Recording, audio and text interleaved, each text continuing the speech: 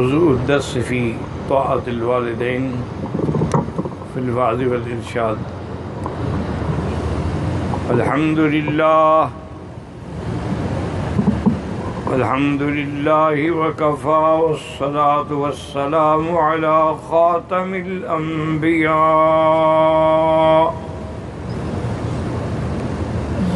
سيدنا وحبيبنا محمد المصطفى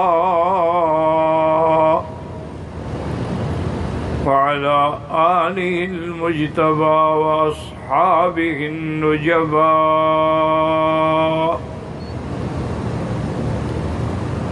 اللهم صل على سيدنا محمد النبي الأمي الهاشمي وعلى آله وأصحابه نجوم الهدى. أما بعد، فقد قال الله تبارك وتعالى في القرآن المجيد والفرقان الحميد: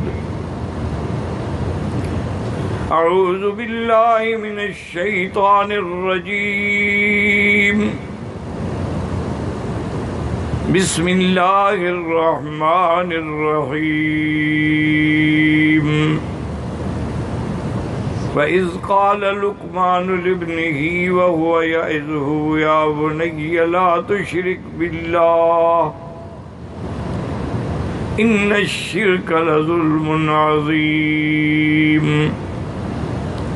وَوَصَّيْنَا الْإِنسَانَ بِوَالِدَيْهِ إِحْسَانًا حَمَلَتْهُ أُمُّهُ وَهْنًا عَلَى وَهْنٍ وَفِصَالُهُ فِي عَامَيْنِ أَنِ اشْكُرْ لِي وَلِوَالِدَيَّ وَإِلَيَّ الْمَصِيرُ.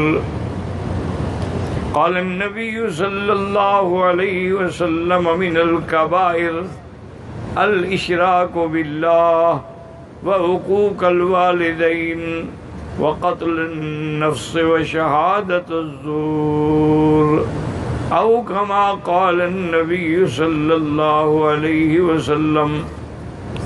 صدق الله العلي العظيم وصدق رسوله النبي الكريم، ونحن على ذلك لمن الشاهدين ومن الشاكرين، والحمد لله رب العالمين. رب اشرح لي صدري ويسر لي أمري واحلل عقدة من لساني يفقهوا قولي. رب زدني علما. سبحانك لا علم لنا إلا ما علمتنا إنك أنت العليم الحكيم. برادران اسلام، واجب الاحترام بزرگوں، دوستوں، بھائیوں، عزیز نوجوانوں، اللہ تبارک و تعالیٰ کے کلام مقدس میں سے چند آیات مبارکہ اور آقا انعام دار حبیب کبریا سیدنا محمد مصطفیٰ وعلی آلہ واصحابہ وسلم تسلیما کثیرا کثیرا کہ فرامین مبارک میں سے ایک حدیث تلاوت کی ہے. دعا فرمائیں کہ اللہ تعالیٰ اس عاجز کو مع الاہل صحت، عافیت کاملہ عاجلہ دائمہ اور حق بات بیان کرنے کی توفیق عطا فرمائیں. اللہ تعالیٰ آپ کو سننے سمجھنے کی، ہم سب کو مل کر حق پر چلنے کی توفیق عطا فرمائیں. پروردگار عالم تمام آنے والوں کی حاضری، حج، عبادات، زیارات، صدقات، خیرات منظور و مقبول فرمائیں، اور اس بلد الامین کو قیامت تک ہر فتنے سے محفوظ فرمائیں. میں نے جو آیات آپ کے سامنے تلاوت کی ہیں، ان کا تعلق ہے اطاعت الوالدین، کہ اپنے والدین کی اطاعت کرنا، فرما برداری کرنا، خدمت کرنا. یہ اللہ نے قرآن پاک میں متعدد مقام پہ ذکر فرمایا. ایک جگہ فرماتے ہیں وَاعْبُدُوا اللَّهَ وَلَا تُشْرِكُوا بِهِ شَيْئًا وَبِالْوَالِدَيْنِ إِحْسَانًا۔ اللہ فرماتے ہیں کہ خالص اللہ کی عبادت کرو، اس کے ساتھ کسی کو شریک نہ کرو، اور اپنے والدین کے ساتھ بھلائی کا سلوک کرو۔ یعنی اپنی عبادت کے بعد اللہ نے ذکر کیا والدین۔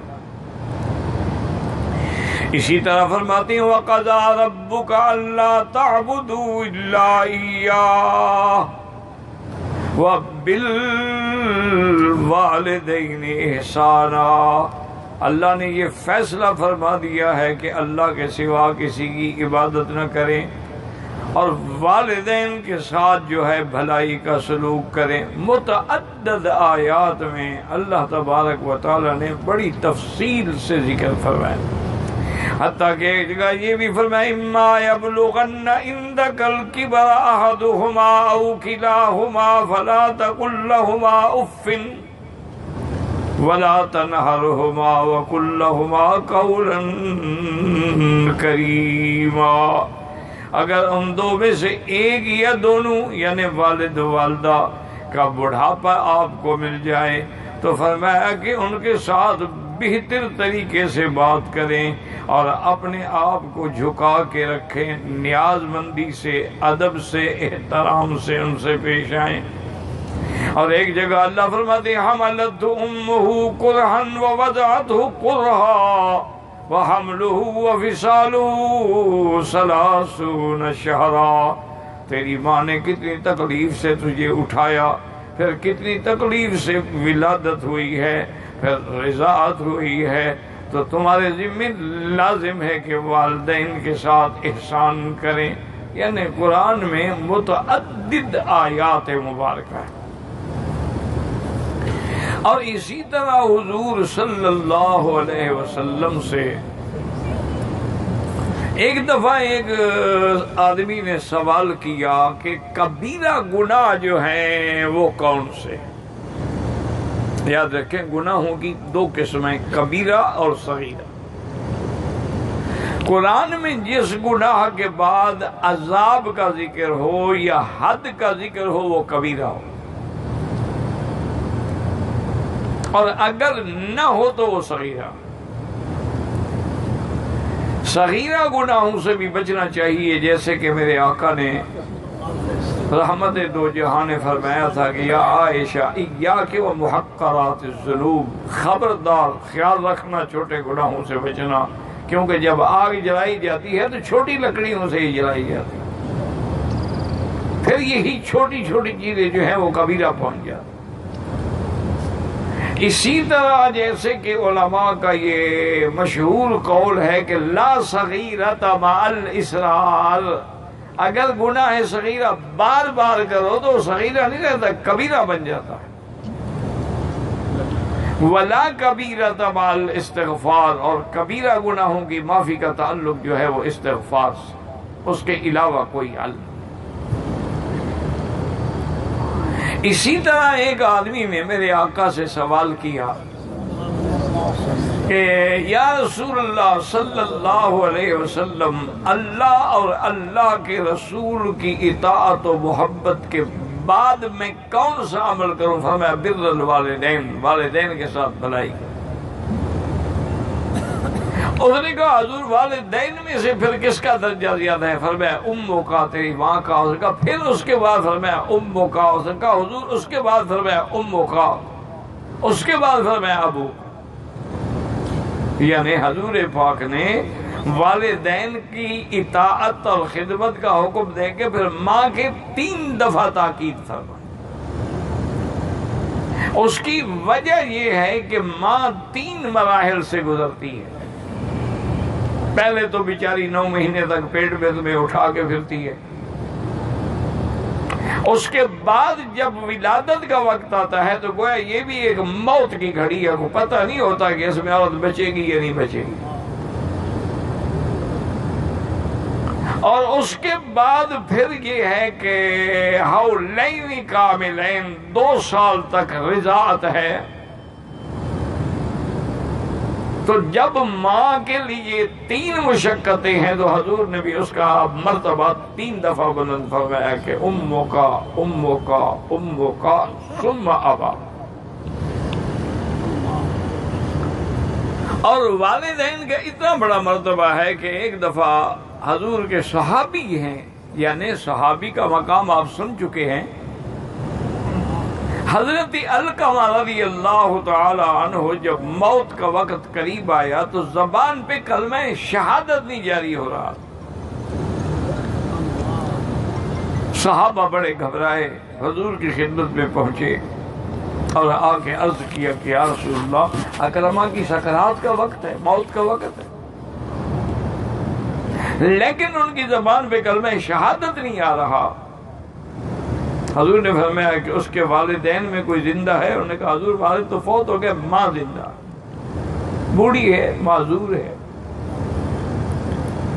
حضور پاک تشریف لے آئے اور فرمایا اس کی والدہ سے کہ تم علقمہ کے بارے میں کیا کہتی ہو؟ انہوں نے کہا حضور بڑا اچھا آدمی ہے، آپ کا صحابی ہے، نمازی ہے، پرہیزگار ہے. انہوں نے کہا نہیں میں یہ نہیں پوچھ رہا، میں پوچھ رہا ہوں تم راضی ہو؟ انہوں نے کہا نہ یا رسول اللہ میں راضی نہیں.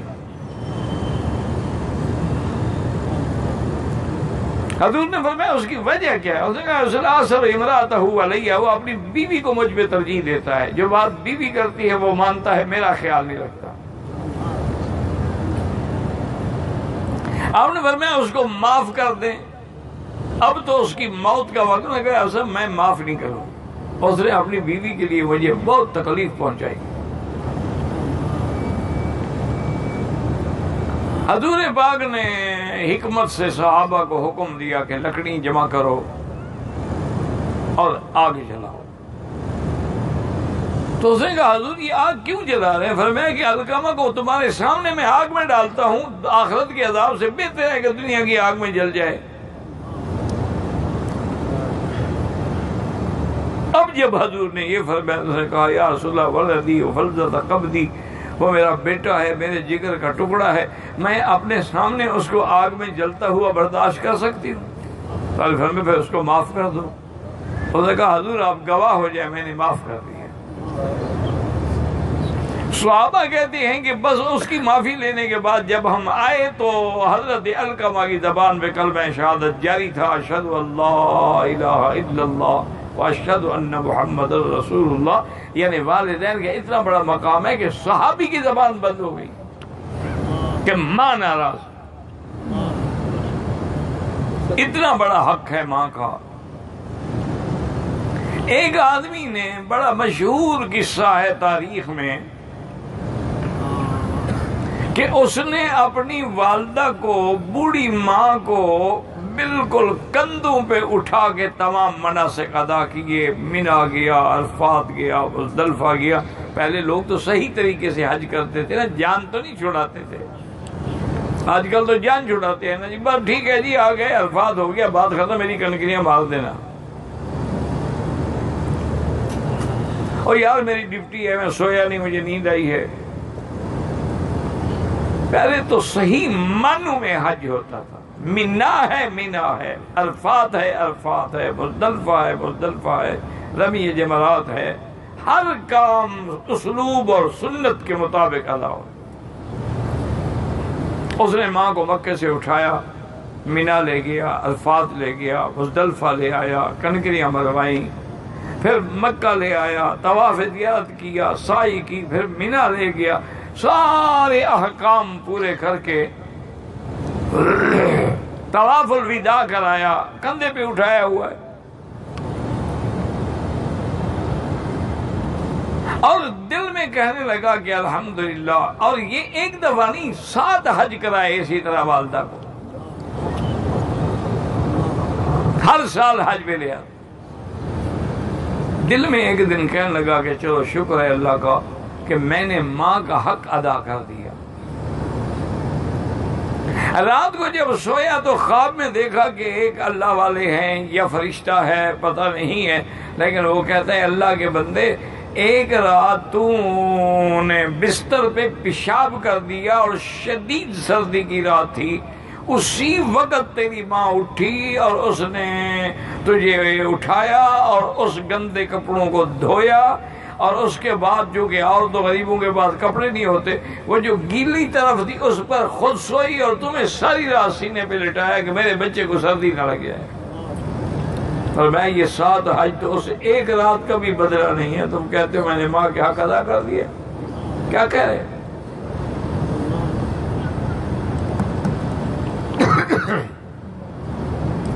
اسی طریقے سے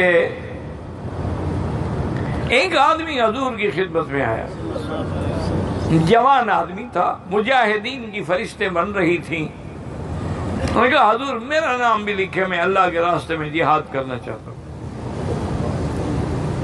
آپ نے فرمایا حل من ابواک حیا، تمہارے والدین زندہ؟ نے کہا یا فرمایا فجاہد فیہما، جاؤ اپنے ماں باپ کی خدمت کرو، یہی تمہارا جہاد ہے۔ ایک آدمی یمن سے سفر کر کے آیا، حضور میرا نام لکھیں جہاد کے لیے۔ فرمایا تمہارا والدین زندہ؟ انہوں نے کہا جی والد تو فوت ہو گیا، ماں زندہ ہے۔ فرمایا جاؤ جب تک وہ اجازت نہ دے میں جہاد میں تیرا نام نہیں لکھوں۔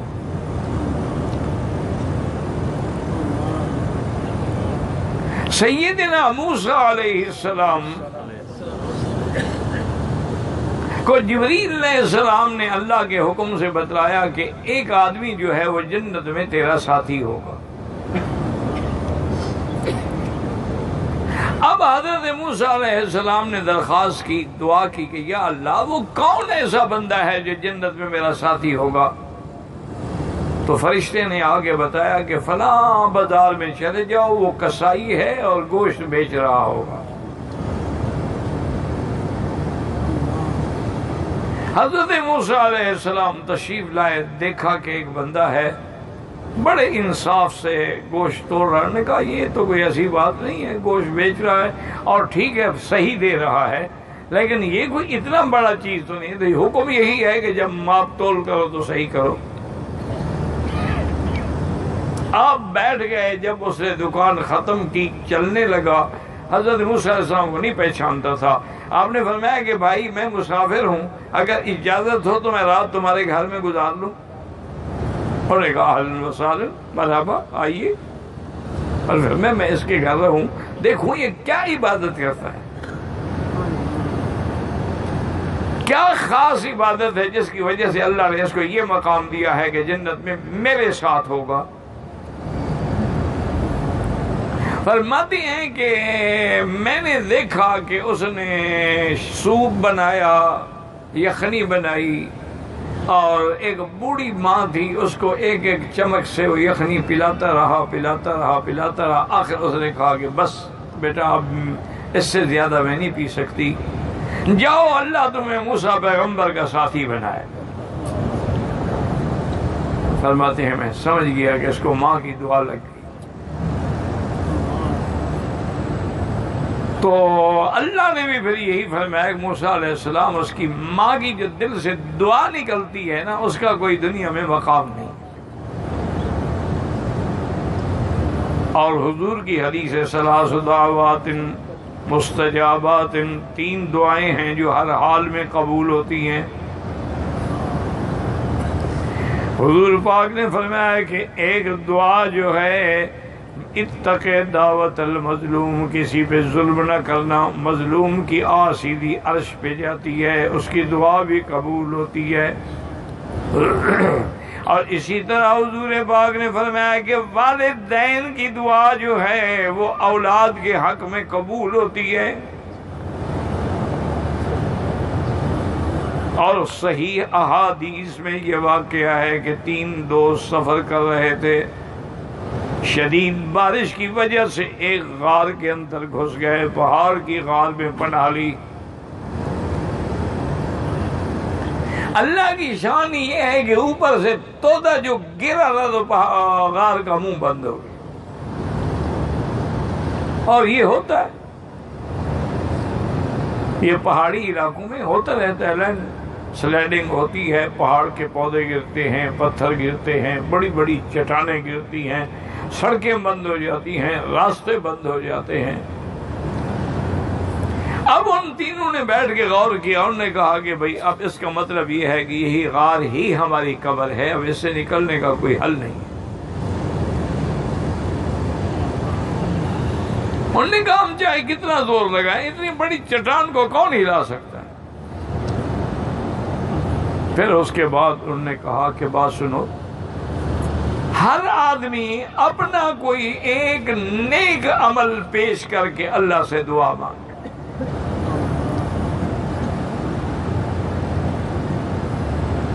تو ایک آدمی نے کہا کہ بھئی میرے چاچا کی ایک لڑکی تھی، بڑی خوبصورت تھی، بے انتہا اللہ نے اس کو جمال دیا تھا، میں نے بڑی کوشش کی لیکن وہ میرے کسی داؤ میں، میرے کسی چکر میں نہیں آئی، اور میں اس کے عشق میں بے تاب تھا، تڑپ رہا تھا، لیکن اس نے میری طرف کوئی توجہ نہیں۔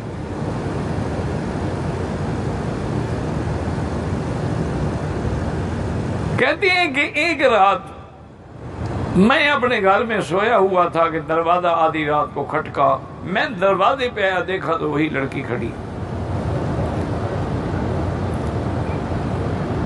میں نے کہا تم کیسے؟ اس نے کہا زیادہ بات نہ کرو، پہلے مجھے اندر آنے دو، کوئی گلی میں دیکھ لے گا۔ اندر آ گئی، دروازہ بند کیا۔ میں نے کہا کیسے آئی؟ اس نے کہا اس وقت مجھے 200 دینار کی ضرورت ہے، میں نے اپنے والد کا قرضہ دینا ہے اور کل کا وعدہ ہے۔ اب ہم نے ہر جگہ دیکھ لی، کہیں سے کوئی امید نہیں تھی، آخر میں نے تیری محبت کو یاد کیا، تیرے پاس آئی ہوں، اب جو بھی تو نے مجھ سے فائدہ اٹھانا ہے اٹھا لو، لیکن پیسے دے دے۔ اس نے کہا ٹھیک ہے۔ اس نے کہا میں نے 200 دینار لیے۔ میں نے کہا یہ نہ سمجھے کہ کبھی میری بے عزتی کر کے پیسے ہی نہ دے تو میں کیا کر لوں گی، عزت تو گئی، عورت کی عزت تو بس ایک ہی دفعہ ہے نا، اس کے بعد تو ختم ہو گیا، وہ جو اللہ نے اس کو عزت کا ایک موتی دیا ہے وہ ٹوٹ گیا۔ انہوں نے کہا یہ 200 دینار باندھ لو، اور کہتی ہیں کہ میں نے کہا تم بھی غسل کر لو، میں بھی غسل کر لوں، آج تو پھر میرے نصیبوں کی یہ بڑی رات ہے نا، میں اچھی طرح تو مناؤں نا۔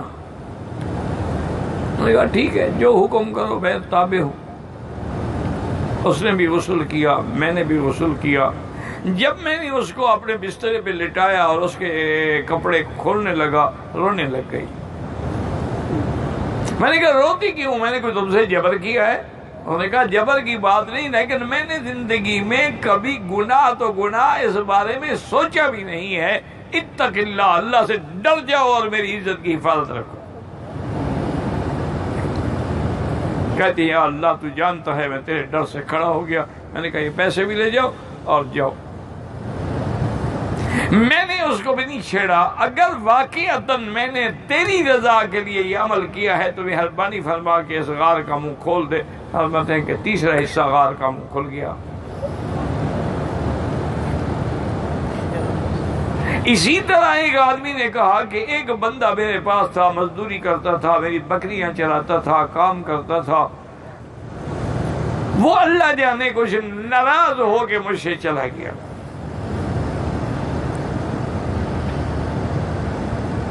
کہتی ہیں کہ میں نے پھر اس کے ریوڑ کو حفاظت سے رکھا، جو اس کے حصے کی بکریاں تھیں، اور ان کی حفاظت کرتا رہا، اور وہ بھی اللہ کا بندہ کئی سال نہیں آیا۔ جگہ میں نہیں جانتا تھا۔ اب میں پریشان کہ حقوق العباد ہے، کئی سالوں کے بعد آیا، مجھے ملا۔ انہوں نے کہا پہچانا؟ میں نے کہا بالکل پہچانا ہے، میں نے تمہاری مزدوری دینی تھی، تمہاری بکریاں میرے پاس ہیں۔ اور نے کہا ٹھیک ہے آپ دے دیں۔ میں نے کہا چلو۔ میں لے گیا تو میں نے کہا یہ ساری بکریاں تیری ہیں۔ اور نے کہا کیوں مذاق کرتے ہو، میرے تو 5-6 بکریاں تھیں، یہ تو 100-150 بکریاں۔ انہوں نے کہا اللہ کے بندے وہ بڑھتی رہی نا اتنا عرصہ، یہ سب تیری ہیں، لے جاؤ۔ کہتی ہیں وہ لے کے چلا گیا۔ یا اللہ اگر میں نے تیری رضا کے لیے یہ عمل کیا ہے، تیرے خوف سے یہ عمل کیا ہے، تو مہربانی کر کے غار کا راستہ کھول دے۔ کہتے ہیں کہ پھر ایک حصہ اور کھل گیا، اب روشنی اندر آنے لگی۔ تیسرے آدمی نے کہا کہ بھائی میری یہ عادت تھی کہ میں اپنا مال مویشی چرانے کے بعد جب گھر لوٹتا تھا اس کا دودھ نکالتا تھا، میری ماں باپ بوڑھے تھے، صاحب فراش تھے، تو سب سے پہلے میں دودھ کا پیالہ بھر کے اپنے والدین کو پلاتا تھا، والد کو، والدہ کو، پھر بچوں کو پلاتا۔ کہتے ہیں اتفاق کی بات ہے کہ مجھے دیر ہو گئی، والد والدہ سو گئے، میں نے دودھ نکالا، پیالہ بھرا، ان کی چارپائی کے قریب گیا، وہ تو نیند میں بالکل مستغرق تھے، میں کھڑا رہا، میرے بچے رو رہے ہیں، ابا جان ہمیں دودھ ہوئے گا، نہیں جب تک میرے والدین نہیں پیئیں گے میں تمہیں دودھ۔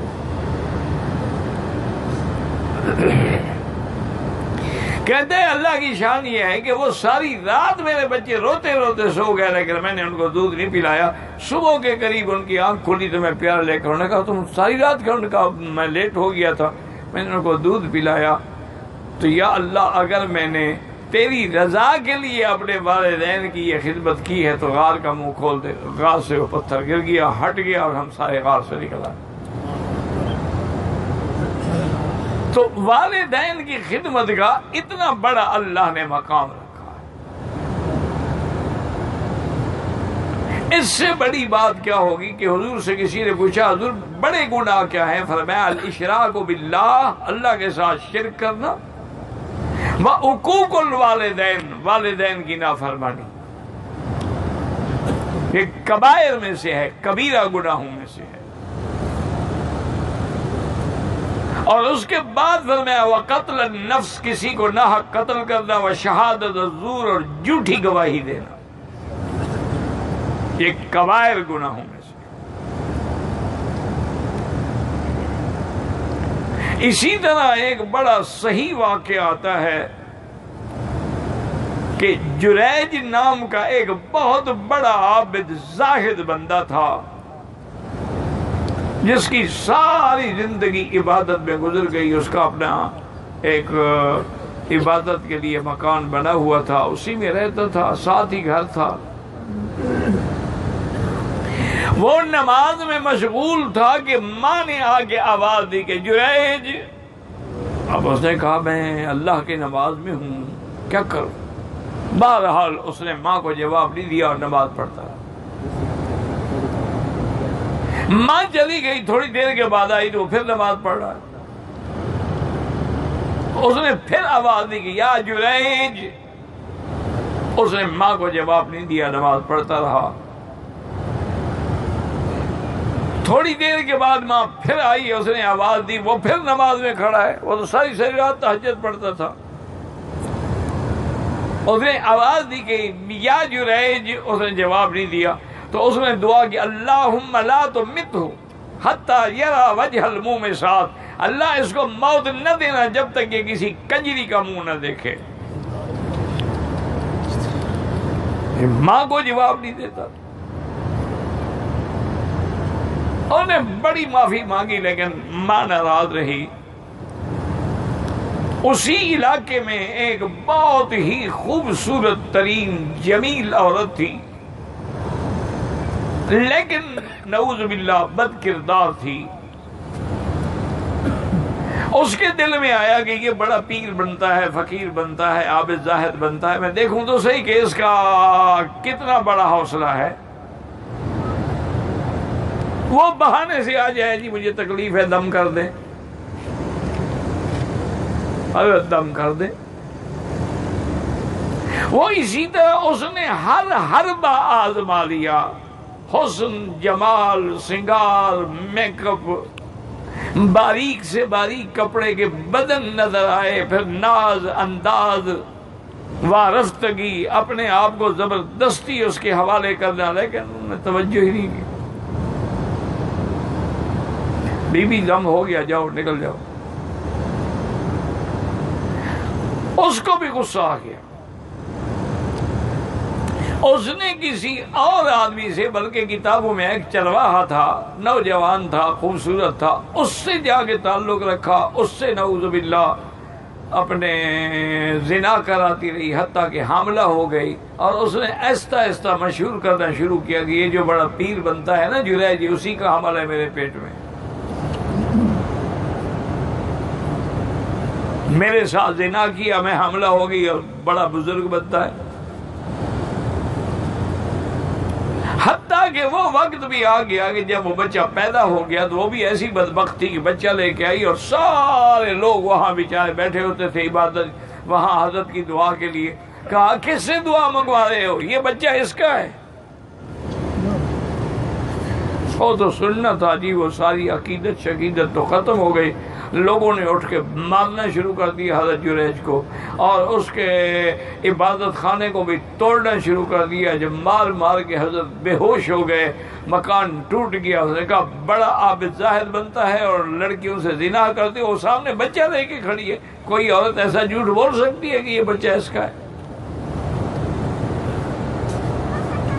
حضرت اٹھے اور اس کے بعد اس بچے کے سینے کی انگلی رکھی اور فرمایا فشادیا ایھا الغلام، اے بچے تم صحیح گواہی دو تاکہ میری عزت بچ سکے. بچہ بول پڑا. اس نے کہا کہ میں جریج کا بیٹا نہیں، میں تو فلاں چرواہے کا بیٹا ہوں.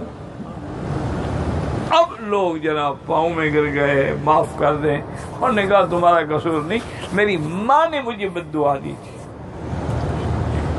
کہ اللہم لا تمت، اللہ اس کو موت نہ دینا جب تک کسی کنجری کا منہ نہ دیکھے. تو میں نے کنجری کا منہ دیکھ لیا. مجھے جو سزا ملنی تھی وہ ماں کی بد دعا ہے، تمہارا کوئی قصور نہیں.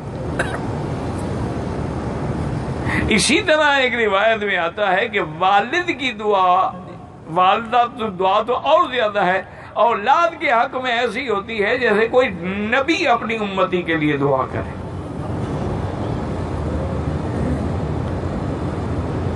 اور اسی طرح لکھا ہے حضرت محمد بن سیرین نے بھی اور حضرت معین الدین اجمیری رحمۃ اللہ علیہ نے بھی کہ 3 چیزیں ہیں جن پر نظر پڑنے سے بھی اللہ کی رحمت ہوتی ہے.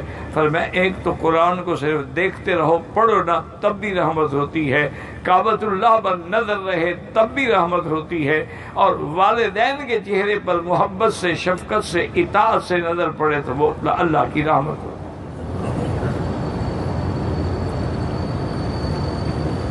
اور اسی طریقے سے